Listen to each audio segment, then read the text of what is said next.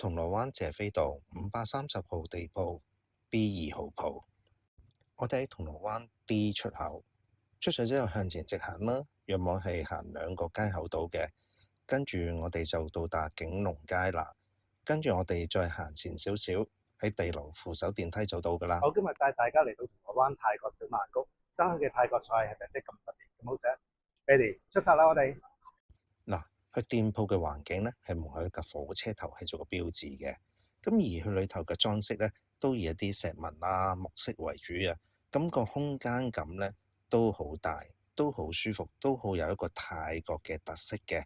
咁我沿住店鋪裏頭行一個圈啦，咁見到佢有個電子琴嘅，咁基本上去夜晚嗰時係會有樂隊嚟表演嘅。咁整體空間感咧，你見到即係好有泰國嘅環境嗰個氣息啦，因為即係有啲木紋為主啊，咁所以咧都俾人個感覺好自然、好舒服嘅。咁佢嗰個火車頭咧，真係一個好特色嘅標誌嚟嘅。咁你見到一個火車頭咧，真係一個模型好似真嘅火車咁樣樣，咁放喺店鋪門口好吸睛咯。佢有個好特色嘅火車頭㗎。好啦，跟住就用 Apps 落單啦。好，珍多冰係45蚊嘅，椰皇沙冰係43蚊。好，試下杯椰皇先啦。佢 OK 喎，唔係咁甜，個味道幾清，幾好飲。泰式濕炒海鮮米粉係128蚊嘅。嗱，佢都好熱辣辣，個米粉都好軟熟。泰式乾炒豬頸肉河粉108蚊。好啦，試食開始。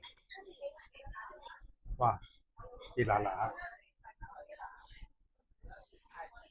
唔係咁肥膩，味道啱啱好。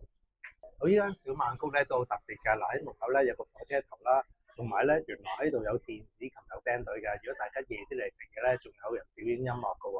咁總觀嚟講，環境都好舒服啦，地方都好大啊。咁同埋啲燈都好特別㗎。如果大家有時間，不妨嚟試下。如果大家中意我今次我介紹，可以俾個 like 我同訂閱我嘅頻道啊。如果有咩見，可話翻俾我聽喎。嚟緊我會帶大家去唔同嘅地方試唔同嘅嘢食。今次嘅介紹又差唔多啦，我哋下次再見啦，拜拜。